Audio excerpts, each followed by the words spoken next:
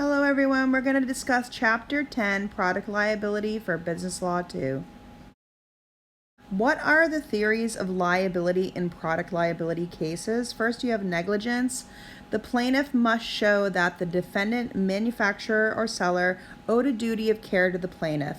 The defendant then breached the duty by supplying a defective product. This breached the duty caused the plaintiff injuries, and then the plaintiff suffered an actual injury.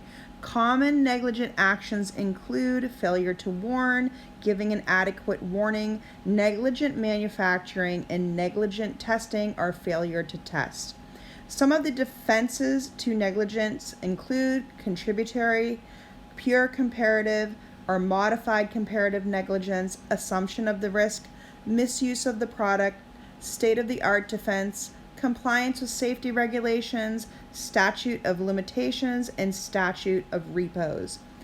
A statute of repose is a law that cuts off a right of action after a specified time has elapsed, regardless of when the cause of action accrues, whereas a statute of limitation is a law that sets the maximum amount of time that parties involved in a dispute have to initiate legal proceedings from the date of the alleged offense.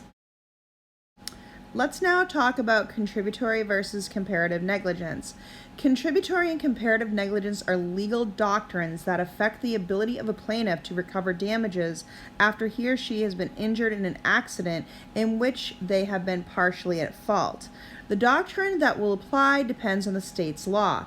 In a contributory negligence jurisdiction, an injured plaintiff could not recover damages if they contributed to any portion of the fault of an accident. However, a majority of states now use what's called comparative negligence instead of contributory negligence when determining the ability of a plaintiff to recover damages.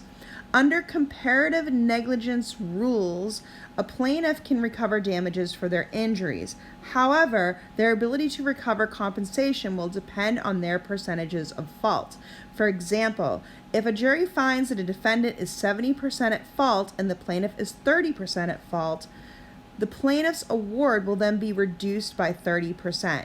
The states that have adopted the comparative negligence doctrine either follow pure comparative negligence or modified comparative negligence. In a pure comparative negligence state, people in these states can recover compensation for their losses to the extent that they were not at fault. For example, if someone is found to be 25% at fault in a pure comparative negligence state, his or her damages would be reduced by 25%.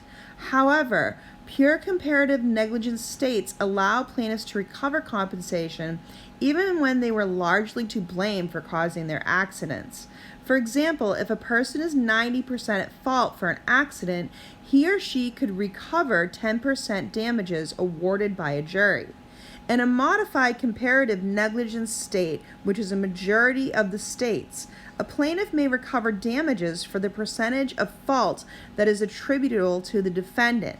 However, a plaintiff cannot recover damages if his or her negligence exceeded a threshold.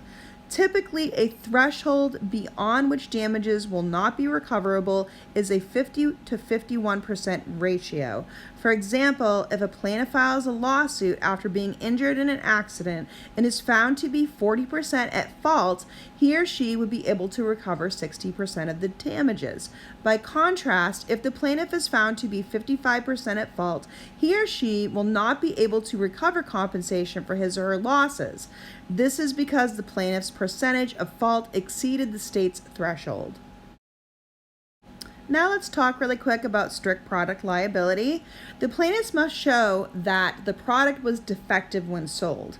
The product was so defective that it was unreasonably dangerous. The product was in fact the cause of the plaintiff's injury. Defenses include product misuse, assumption of the risk, statute of limitations, statute of repose, and the state-of-art defense. There's also the issue of warranty. This is a guarantee or a binding promise regarding a product. There can be an express warranty. This is when the plaintiff must show that the representation was the basis of the bargain and the product was the cause of the plaintiff's injury. There's the implied warranty of merchantability. This is when goods are fit for the purpose for which they are sold and used. There's also the implied warranty of fitness for a particular purpose. This is when a customer purchases a product for a particular purpose and the seller is aware of this purpose. What's the difference between the implied warranty of merchantability and the implied warranty of fitness for a particular purpose? The implied warranty of merchantability means that the merchant is liable if he provides a consumer with a product that has a defect which prevents the consumer from using the product for its normal purpose. Even if the merchant did not expressly promise that the product would be suitable for normal use, the law imposes this promise.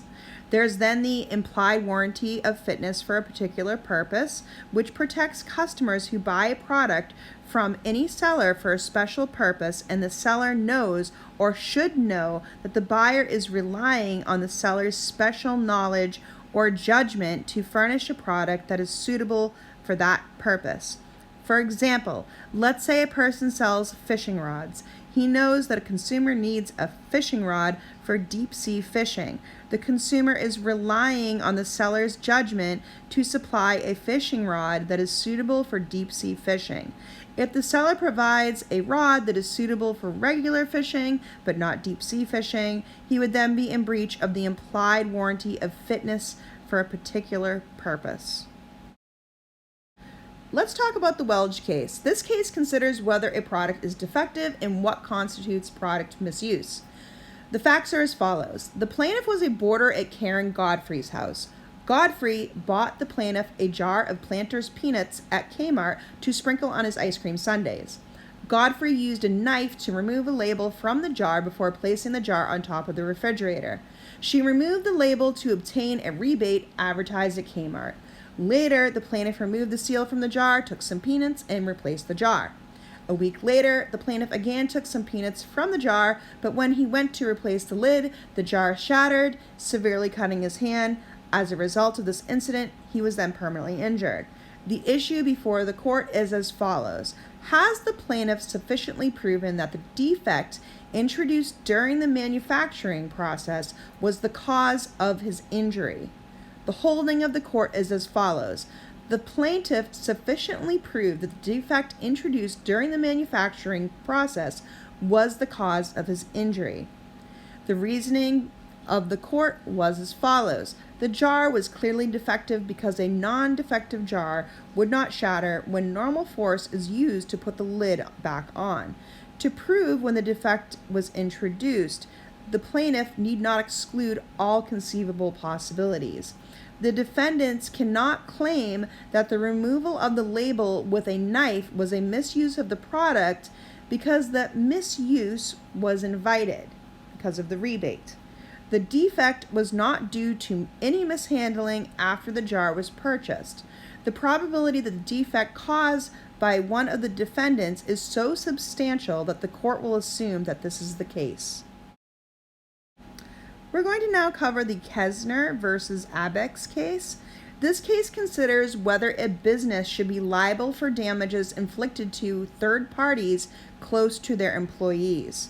The facts are as follows. In 1972, at age 10, the plaintiff and his mother moved to Romney, West Virginia, where the plaintiff's aunt and uncle lived. Throughout his childhood and adolescence, the plaintiff often visited the uncle's home.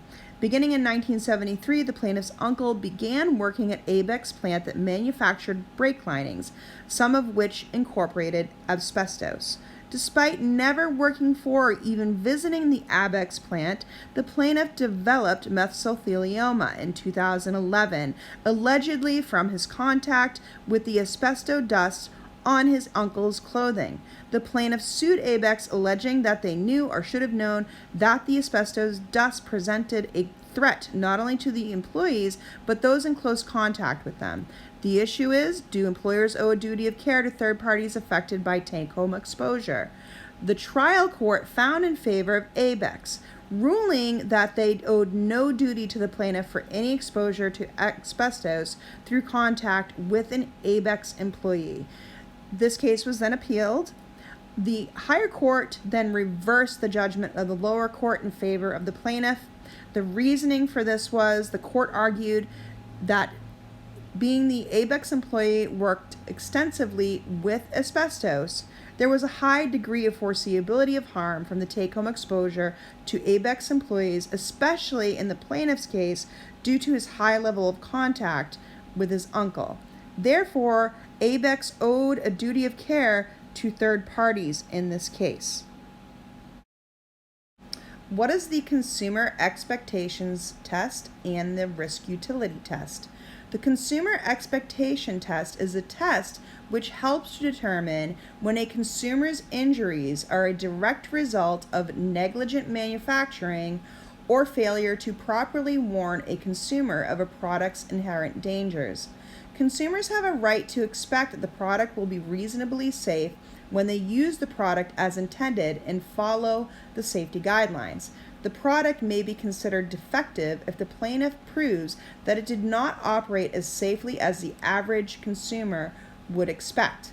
For example, a consumer can expect that a circular saw commonly used by do-it-yourself home repairs would have safety guards to prevent fingers and hands from coming in contact with the blade of the sawing operation.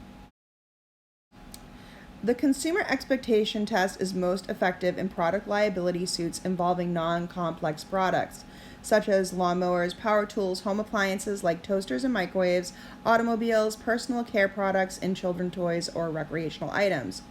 The consumer expectation test would not be effective for juries hearing cases on products that the average consumer is not familiar with, such as airplane landing gear or complex manufacturing equipment.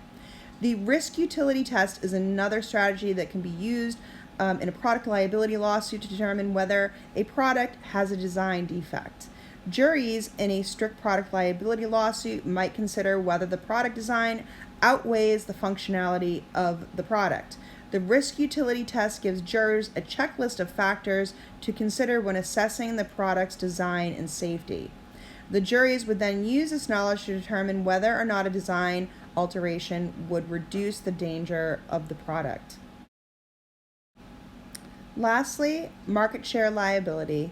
When plaintiffs cannot trace a product to any particular manufacturer and a number of manufacturers made the same product, a court may use this theory to impose a portion of fault on a number of manufacturers according to their market share.